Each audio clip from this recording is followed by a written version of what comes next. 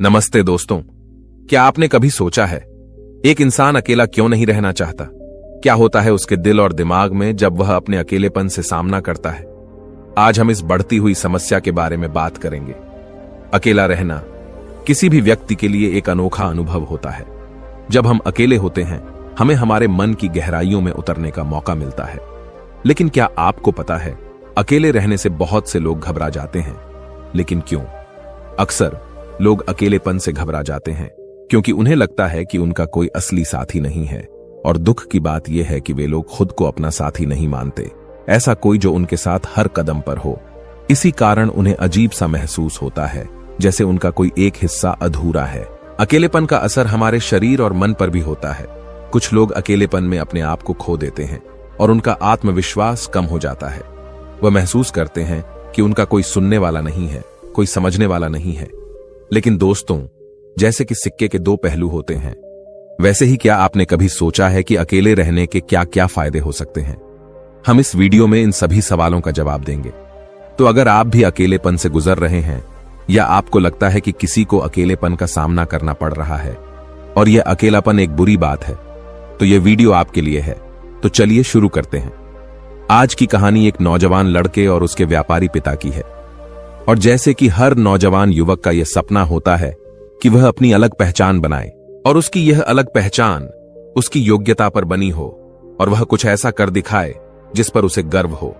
कुछ ऐसा ही सोचना था उस व्यापारी के बेटे का। बहुत समय पहले की बात है। जापान में एक व्यापारी रहता था जो उस शहर का सबसे अमीर व्यक्ति था। उसके पास सब कुछ था। उसके पास किसी चीज की कोई कमी नहीं थी, केवल अपने बेटे से परेशान था। एक दिन वह व्यापारी अपने बेटे से कहता है, बेटा, तू मेरे साथ व्यापार में हाथ क्यों नहीं बढ़ाते? तुम्हें व्यापार के तौर तरीके सीख लेने चाहिए, क्योंकि भविष्य में तुम्हें यही तो करना है।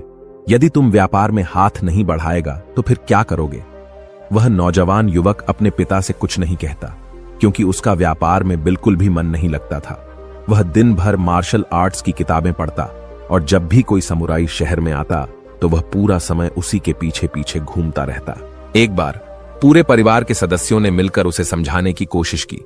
वे कहने लगे, बेटा, तुम्हारे पास इतना बड़ा व्यापार है, फिर भी तुम अपने पिता का हाथ क्यों नहीं बढ़ाना चाहते? यदि तुम अपना व्यापार नहीं देखोगे तो फिर कौन देखेगा? इस पर वह नौजवान युवक जवाब देते हुए कहता है, मैं खुद के दम पर कुछ बनना चाहता हूं। मैं चाहता हूं कि मेरी एक अलग पहचान हो। लोग मुझे मेरे कामों के वजह से जाने और इसलिए मैं इस देश का सर्वश्रेष्ठ तलवारबाज बनना चाहता हूं। उस युवक की यह बात सुनकर उस व्यापारी को बहुत तेज क्रोध आया, लेकिन फिर भी उसने अपने क्रोध पर काबू पाया। कुछ देर सोच विचार करने के बाद उस व्यापारी ने अपने बेटे से कहा, बेटा, अगर तुम यही करना चाहते हो तो ठीक है, मैं अगले 3 साल का समय तुम्हें देता हूं। यह सुन वह नौजवान युवक बहुत खुश हुआ। तभी आगे वह व्यापारी कहता है, लेकिन मेरी एक शर्त है। इस पर वह नौजवान युवक कहता है, क्या पिताजी? देखो, मैं तुम्हें अगले 3 साल का समय तो दे रहा हूं, लेकिन तुम्हें हर साल मुझे यह बताना होगा कि तुम क्या कर रहे हो और तुमने उसमें कितनी उन्नति कर ली है। यदि तुम मुझे अपने काम से संतुष्ट कर पाए तब तो ठीक है, वरना तुम्हें मेरे साथ मेरे व्यापार में हाथ बढ़ाना होगा। नौजवान युवक काफी सोच विचार कर अपने पिता से कहता है, ठीक है पिताजी, मुझे आपकी शर्त मंजूर है। उसके ठीक 2 दिन बाद वह नौजवान युवक अपने पिता की आज्ञा लेकर तलवारबाजी सीखने के लिए घर से निकल पड़ता है और वह कई दिनों की यात्रा करके एक गुरु के पास पहुंचता है। वह गुरु जापान में तलवारबाजी और युद्ध कला सिखाने के लिए प्रसिद्ध थे। उनकी ख्याति दूर दूर तक फैली हुई थी, लेकिन वह बहुत कम लोगों को अपना शिष्य बनाते थे। वह नौजवान युवक उन गुरु के पास पहुंचकर उन्हें प्रणाम करता है और कहता है, हे गुरुवर, मैंने आपके बारे में बहुत सुना है और इसीलिए मैं बहुत दूर से यात्रा करके आपके पास आया हूं। मैं आपसे तलवारबाजी सीखना चाहता हूं। मैं तलवारबाजी में सर्वश्रेष्ठ होना चाहता हूं। फिर जवान युवक सारी बातें कहता जा रहा था, लेकिन इस पर गुरुवर कुछ भी जवाब नहीं दे रहे थे। और जब कुछ देर तक उन गुरुवर ने जवाब नहीं दिया तो इस पर उस नौजवान युवक ने अपने घर पर बीती सारी बातें उन गुरु को बता दी। उसने यह बता दिया कि किस तरह से उसके पिता ने उसके सामने शर्त रखी है कि यदि वह अपने जीवन में सफल न हो पाया, उसने अपने जीवन में वह न कर पाया जो वह करना चाहता है, तो उसे उनका व्यापार आगे बढ़ाना होगा। आगे वह नौजवान युवक उन गुरुवर से कहता है, हे गुरुवर, मैं आपसे वादा करता हूं, मैं पूरी कर्तव्य निष्ठा के साथ तलवारबाजी सीखूंगा और मैं आपका समय बर्बाद नहीं करूंगा, इसलिए कृपया करके मुझे अपना शिष्य बना लीजिए।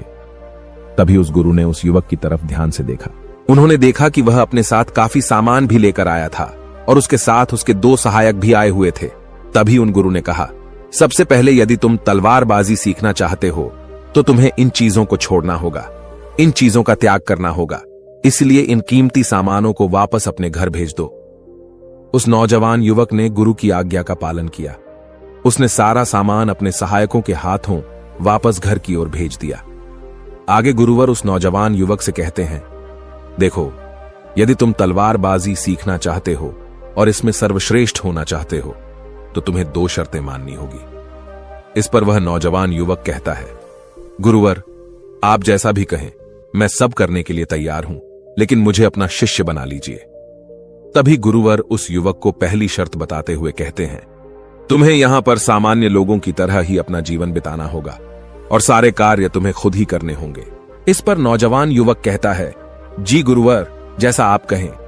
आगे गुरुवर उस नौजवान युवक को दूसरी शर्त बताते हुए कहते हैं, यदि एक बार तुम्हें तलवारबाजी की शिक्षा को ग्रहण करना शुरू कर दिया तो तुम्हें उसे पूरा करना ही होगा, तुम इस बीच उसे छोड़कर नहीं जा सकते। इस पर वह नौजवान युवक कहता है, ठीक है, आप जैसा कहें, मुझे सब मंजूर है। उन गुरुवर ने उस नौजवान को अपना शिष्य बना लिया, लेकिन वो नौजवान यह नहीं जानता था कि उनके सिखाने का तरीका बहुत अलग था। एक दिन उन गुरुवर ने उस नौजवान युवक को अपने पास बुलाया और कहने लगे, बेटा, जैसे तुम उठते बैठते हो, चलते फिरते हो, जैसे तुम सांस लेते हो, वैसे ही तुम तलवार भी चलाते हो। यह तुम्हारे ही शरीर का हिस्सा है, इसलिए सबसे पहले तुम्हें सचेत होना होगा। तुम्हें जानना होगा कि तुम क्या कर रहे हो, तुम किस अवस्था में हो। तुम्हें जागरूक होने की आवश्यकता है, इसलिए आज से ही सचेत होकर सारे काम करना शुरू कर दो और ऐसा तब तक करो जब तक यह तुम्हारा स्वभाव न बन जाए। उस युवक ने उन गुरुओं की बात मान ली। वह एकाग्र होकर अपने कामों पर ध्यान देने लगा। वह अपने चलने फिरने, अपनी सांसों पर ध्यान केंद्रित करने लगा। सुबह उठकर वह अभ्यास करता और ध्यान किया करता। शाम के 6 बजे से वह एकांत रहता और ध्यान किया करता। ध्यान करने के बाद करीब 9 बजे के बाद वह सो जाया करता और ठीक सुबह 4 बजे अंधेरे में उठकर वह तलवारबाजी का अभ्यास करने लगा। और यह सब उसे एकांत में रहकर ही करना था और यह सारी क्रियाएं दोपहर के 2 बजे तक यूं ही चलती रहती और इस समय के दौरान न तो कहीं जाना और न ही किसी से मिलना। यहां तक कि उस युवक को किसी से बात करने की भी कोई अनुमति नहीं थी और बचे हुए 4 घंटे अर्थात दोपहर को 2 बजे से शाम को 6 बजे तक वह बाकी सभी शिष्यों के साथ मिलकर आश्रम की देखरेख करता, आश्रम की सफाई करता और शाम के 6 बजने के बाद अकेले रहने का नियम दोबारा से लागू हो जाता। ऐसे करते करते करीब 3 सप्ताह बीत चुके थे और वह नौजवान युवक भी अब तक पूरा मन लगाकर सीखने की कोशिश कर रहा था। लेकिन जैसे जैसे समय बीतता जा रहा था, उस नौजवान युवक का जोश ठंडा पड़ रहा था।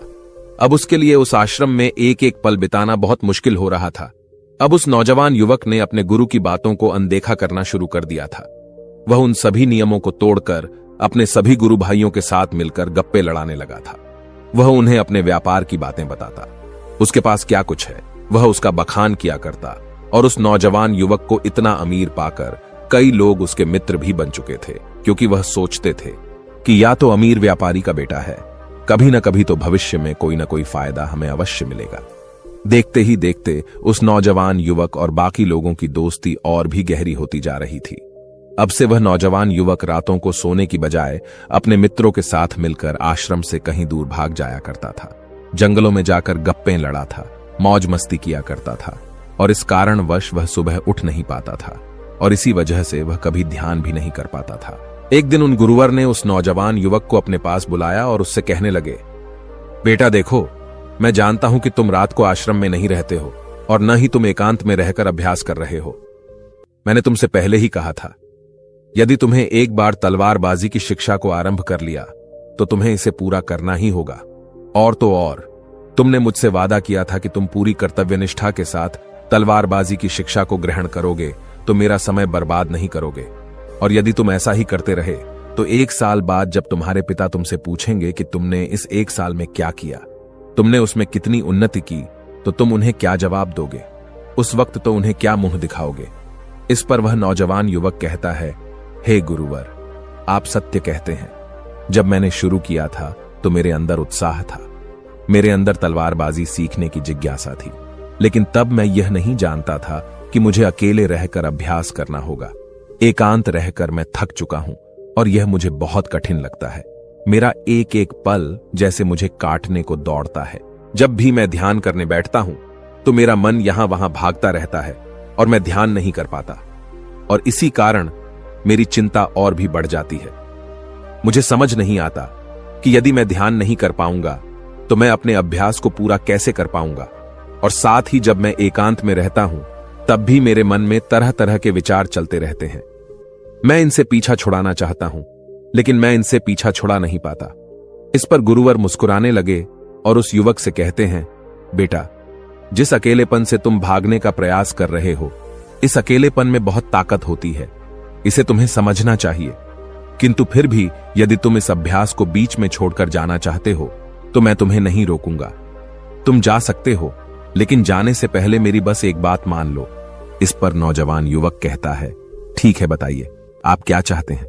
तभी गुरुवर कहते हैं, बेटा, यहां से एक दिन की दूरी पर एक बहुत ही बड़ा पहाड़ है, उसकी चोटी पर तुम्हें एक दिन और एक रात बितानी है। अर्थात तुम्हें वहां पर पूरा दिन बिताना है और सुबह तुम्हें वहां पर एक बाज नजर आएगा। उस बाज की हरकतों पर तुम्हें ध्यान देना है। ध्यान रखना, उसका तुम्हें शिकार नहीं करना, बल्कि उसकी हरकतों पर तुम्हें ध्यान देना है। वह क्या कर रहा है, क्यों कर रहा है, उसे ध्यान से देखना है। उसकी हर एक हरकत को तुम्हें समझना है। और जब तुम अगले दिन वापस लौट कर आओगे तो मैं तुमसे केवल एक सवाल करूंगा। यदि तुमने उस सवाल का सही जवाब मुझे दे दिया तो मैं तुम्हें जाने से बिल्कुल भी नहीं रोकूंगा। उस नौजवान ने काफी कुछ सोच विचार किया और उसके बाद वह गुरु की बात मान जाता है। वह उन्हें प्रणाम करके उस पहाड़ की ओर चल पड़ता है। देखते ही देखते वह एक दिन का सफर तय करके उस पहाड़ की चोटी पर पहुंच गया और उसने पूरी रात वहीं पर बिताई, और अगली सुबह होने से पहले ही वह उस बांस को ढूंढने लगा। वह जब यहां वहां देख रहा था तभी उसकी नजर उस पहाड़ की चोटी पर पड़ी। उसने देखा कि एक सुनहरा बांस चट्टान की चोटी पर बैठा हुआ है और पहाड़ के नीचे घाटियों की ओर ध्यानपूर्वक देख रहा है। वह नौजवान युवक उस बांस को देखकर झुक गया और छुपकर उसकी सारी हरकतों पर नजर रखने लगा। वह उसे देखने लगा। उस नौजवान युवक ने देखा कि कुछ चरवाहे अपनी भेड़ बकरियों को उस घाटी में चराने के लेकर आए हैं, और तभी उस युवक की नजर उस पर पड़ी जो एकदम शांत बैठा हुआ था। लेकिन तभी अचानक उसने उड़ान भरी और नीचे की ओर जाते हुए वह उन चरवाहों के पास पहुंचा। जब तक चरवाहों की नजर उस बांस पर पड़ती तब तक उसने उन भेड़ बकरियों में से एक बकरी के बच्चे को अपने पंजों में दबोचा और उसे ले उड़ा। जब तक चरवाहे कुछ समझ पाते तब तक शिकार हो चुका था।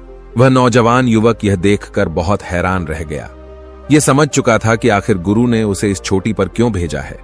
वहां से वापस अपने गुरु के पास लौटा और उसने वहां पर बीती हुई सारी कहानी उन गुरुवर को बता दी। तभी गुरुवर उस युवक से कहते हैं, अच्छा, तो तुम मुझे यह बताओ कि तुमने वहां पर क्या सीखा। तभी वह नौजवान युवक कहता है, गुरुवर, वह बाज बहुत ही चालाक है। काफी देर तक तो यूं ही वह शांत रहा, लेकिन जैसे ही उसे अपना शिकार नजर आया उसने शिकार तय किया और एक उड़ान भरी, और उड़ान के साथ वह अपने शिकार को ले उड़ा। इससे हमें यह समझने को मिलता है कि वह बाज बहुत ही चतुर और बहुत ताकतवर भी है, और साथ ही साथ वह बहुत तेज भी है। इस पर गुरुवर हंसते हुए कहते हैं, बेटा, उस बात को तुमने आज देखा है, लेकिन यदि उसे तुमने करीब 2 महीने पहले देखा होता तो तुम उस पर यकीन नहीं कर पाते। ऐसे बाज केवल पहाड़ी इलाकों में ही पाए जाते हैं और इन बाजों की उम्र करीबन 80 वर्ष की होती है। लेकिन जब इनकी आधी उम्र अर्थात जब इनकी 40 साल की उम्र पूरी हो जाती है तो यह शिकार नहीं कर पाते। उसे एक महत्वपूर्ण निर्णय लेना पड़ता है, क्योंकि इस अवस्था में उसके शरीर के 3 महत्वपूर्ण अंग बेअसर होने लगते हैं। पहला, पंजे, जो कि लंबे और लचीले हो जाते हैं और शिकार पर पकड़ बनाने में कमजोर होने लगते हैं। दूसरा, चोंच, जो कि आगे की ओर मुड़ जाती है और भोजन निगलने में मुश्किलें होने लगती हैं। तीसरा, पंख, जो भारी हो जाते हैं और सीने से चिपकने के कारण पूरे खुल नहीं पाते हैं। यह उसके उड़ान सीमित कर देते हैं। भोजन ढूंढना, भोजन पकड़ना और भोजन खाना, तीनों काम करना मुश्किल हो जाते हैं। उसके पास 2 ही रास्ते बचते हैं, या तो शरीर छोड़ दें या फिर खुद में बदलाव करे। एक आकाश के बादशाह के रूप में इनका शरीर मृत्यु की ओर बढ़ने लगता है। लेकिन इनकी विशेषता तो यही है कि ये बाज अपनी मृत्यु को स्वीकार नहीं करते। जहां पहला रास्ता सरल और तुरंत समाधान देने वाले हैं, वहीं दूसरा अत्यंत पीड़ादायी और लंबा बांस पीड़ा चुनता है और खुद में बदलाव करता है। वह धीरे धीरे उड़ान भरकर किसी ऐसी जगह पर जा पहुंचते हैं जहां बहुत शांति होती है और वहां अपना घोंसला बनाते हैं। फिर वहां पर जाकर वो सबसे पहले अपनी कमजोरी अर्थात अपनी उस मुड़ी हुई चोंच को पत्थर पर मार मार कर उसे तोड़ देते हैं। अपनी चोंच तोड़ने से ज्यादा पीड़ादायक कुछ भी नहीं पक्षी के लिए। अब वह इंतजार करता है चोंच के फिर से उगाने का। उसके बाद वह अपने पंजे भी उसी प्रकार तोड़ देता है और इंतजार करता है पंजों के दोबारा उगाने का। और देखते ही देखते इनके पंजों में नए नाखून आते हैं। नई चोंच और पंजे आने के बाद वह अपने भारी पंखों को एक एक कर नोच कर निकालता है और प्रतीक्षा करता है पंखों का फिर से उगाने का। और इस क्रिया में पूरे 3 महीने लगते हैं और 3 महीनों के अंदर इन बाजों का एक नया पुनर्जन्म होता है और तब उसे मिलती है वही भव्य और ऊंची उड़ान। इस पुनर्जन्म के बाद वह 30 साल और जीता है, ऊर्जा, सम्मान और गरिमा के साथ। आगे गुरुवर इस नौजवान युवक से कहते हैं, तुम उस बाज की तारीफ कर रहे हो जो अकेले रहना पसंद करता है, शांत रहना पसंद करता है, जो पूरे 3 महीने एकांत में रहकर तपस्या करता है, अपने आप को शिकार के लायक बनाता है, तब जाकर वह कहीं शिकार करने योग्य बन पाता है। तुमने देखा होगा कि जो भी ताकतवर इंसान है वह हमेशा एकांत ही रहता है, लेकिन जो व्यक्ति कमजोर है, जिसके अंदर तरह तरह की कमियां हैं, वह लोगों के बीच छुपने का प्रयास करता है। आगे गुरुवर उस नौजवान से कहते हैं, मेरी बात ध्यानपूर्वक सुनो। यदि तुम अपने जीवन में सफल होना चाहते हो, अपनी पहचान बनाना चाहते हो, तो सबसे पहले दिशाहीन से दृढ़ निश्चय वाले बनो। क्योंकि जब तुम खुद के लिए समय निकालते हो, जब तुम एकांत रहने का चुनाव करते हो, तो तुम अपने दिन में जो भी काम कर रहे हो उस पर तुम ध्यान दे पाते हो, तुम सचेत हो पाते हो और साथ ही तुम किसी भी चीज पर सही निर्णय भी ले पाते हो। और एकांत आपको हमेशा कुछ न कुछ नया सिखाता ही रहता है। आगे गुरुवर उस युवक को दूसरी बात बताते हुए कहते हैं, आज जो मौका तुम्हारे पास है वह मौका तुम्हें दोबारा नहीं मिलेगा, इसलिए इस मौके की कीमत को समझो। क्योंकि तुम्हें एकांत खुद को बनाने के लिए मिला है, तो अपने जीवन में देखो, उसे समझो और उन कमियों को दूर करो। तुम तो बड़े शहर से हो और तुमने यह भी देखा होगा कि शहर के लोग अपना पालन पोषण करने के लिए दिन रात मेहनत करते रहते हैं। न तो उनके पास सीखने का समय है और न ही एकांत में रहने का, इसलिए वह कभी भी खुद को जान तक नहीं पाते। यह अकेलापन, यह संघर्ष जिसे तुम व्यर्थ समझ रहे हो और जिसे तुम यूं ही बर्बाद कर रहे हो, यह मौका तुम्हें कुछ बनने के लिए मिला है और यह मौका दोबारा लौटकर वापस नहीं आएगा। आगे गुरुवर उस युवक को अगली बात बताते हुए कहते हैं, जिन लोगों के साथ तुम घूम रहे हो, जिनके साथ गप्पे लड़ा रहे हो, जिनके साथ अपना समय काट रहे हो, उन्हें तो खुद तक नहीं पता कि वह क्या कर रहे हैं। उन्हें खुद इस बात का एहसास नहीं है कि वह खुद अपना कितना बड़ा नुकसान कर रहे हैं। तुम ऐसे लोगों के साथ अपना समय बिताते हो तो अवश्य ही तुम भी दिशाहीन हो जाओगे और तुम भी यह समझ नहीं पाओगे कि तुम्हें अपने जीवन में क्या करना है। शुरू शुरू में तुम्हें अकेले रहने में थोड़ी तकलीफ जरूर होगी, लेकिन धीरे धीरे आपको इसके साथ रहने की आदत पड़ जाएगी। इसलिए अकेलेपन का इस्तेमाल एकांत रहने के लिए करो और अपना उद्देश्य याद रखो। ये याद करो कि तुम यहां पर क्यों आए थे और तुमने अपने जीवन में क्या लक्ष्य तय किए थे। गुरुवर के इतना कहने के बाद वह नौजवान युवक सोचने लगा। वह यह समझने लगा कि आखिर वह यहां पर क्यों आया था। तब उसे याद आया कि उसके गुरु ने उसे क्या कहा था कि अपने अकेलेपन का इस्तेमाल करो, क्योंकि अकेलापन ही एकांत बन जाएगा और वह तुम्हें आगे बढ़ने में तुम्हारी मदद करेगा। दूसरी बात, अभ्यास में संतुष्टि ढूंढो, क्योंकि उस नौजवान युवक के गुरु ने कहा था कि सारा ध्यान केवल अभ्यास में लगाना, इसके अलावा कुछ और पाने की कोशिश नहीं करना। क्योंकि जब हम कहीं और जाने की या कुछ अलग पाने की कोशिश करने में लग जाते हैं, तब हम अपने मन के बनाए हुए जाल में फंसते चले जाते हैं और हमारा संबंध वर्तमान से टूट जाता है। और तब हमें ऐसा लगने लगता है जैसे हम कहीं पर फंसे हुए हैं। हम बहुत दुखी हैं, हम बहुत निराश हैं और कहीं पर पहुंच नहीं पा रहे। और इसी के साथ में उस नौजवान युवक को उन गुरु की तीसरी बात भी याद आती है कि प्रकृति में ध्यान करो। जब भी तुम्हें समय मिले तो किसी एकांत जगह पर या फिर किसी पेड़ के नीचे बैठकर ध्यान करो। केवल अपनी सांसों पर ध्यान दो। विचार खुद ब खुद शांत होने लगेंगे और जब तुम्हारे विचार शांत होने लगेंगे तब तुम्हें आभास होगा कि तुम प्रकृति के साथ जुड़े हुए हो, तुम इस धरती के साथ जुड़े हुए हो। ऐसा करने से अकेलेपन का वह भाव हमेशा हमेशा के लिए खत्म होने लगेगा और तब तुम यह जान पाओगे कि यह पल ही वह अवसर है जहां तुम खुद को पूरी तरह से जान सकते हो। तभी तुम अकेलेपन का फायदा उठा सकोगे और इसी तरह से अकेलेपन को जीता जाता है। इन सभी बातों को ध्यान करके उस नौजवान युवक ने यह निश्चय किया कि वह आश्रम छोड़कर कभी कहीं नहीं जाएगा जब तक कि वह अपने इस लक्ष्य को प्राप्त नहीं कर लेता। यहां पर एक सर्वश्रेष्ठ तलवारबाज बनने आया था और वह यहां से सर्वश्रेष्ठ तलवारबाज बनकर ही जाएगा। इसके बाद वह अगले ही दिन से अभ्यास में पूरी तरह से लीन हो गया। दोस्तों, यदि आप अपने जीवन में अपनी पहचान बनाना चाहते हैं, अपने जीवन में कोई लक्ष्य प्राप्त करना चाहते हैं, तो कुछ अलग पाने का प्रयास छोड़ दें, क्योंकि जब हम कुछ अलग और कुछ खास पाने का प्रयास करने लग जाते हैं, तब हम यह भूल जाते हैं कि हमारा लक्ष्य क्या है और हम अपने लक्ष्य से दिशाहीन होने लगते हैं और इसी कारण हम अपने लक्ष्य तक कभी पहुंच नहीं पाते, क्योंकि हमारा मन हमें कुछ अलग पाने के लिए निरंतर प्रेरित करता रहता है और इसी कारण हम अपने मन के जाल में फंसते चले जाते हैं और हम अपने लक्ष्य पर ध्यान नहीं दे पाते।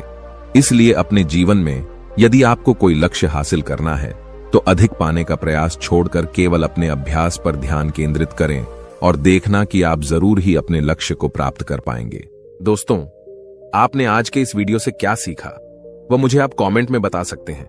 इसी के साथ में उम्मीद है कि आपको आज की वीडियो पसंद आई होगी, तो इस वीडियो को उस इंसान को शेयर करें जिससे यह कहानी सुनने की जरूरत है और उसी के ठीक बाद चैनल को सब्सक्राइब करें। तो चलिए फिर मिलते हैं ऐसी एक और नई वीडियो में एक नए मैसेज के साथ। तब तक के लिए अपना ख्याल रखें। धन्यवाद और नमो बुद्धाय।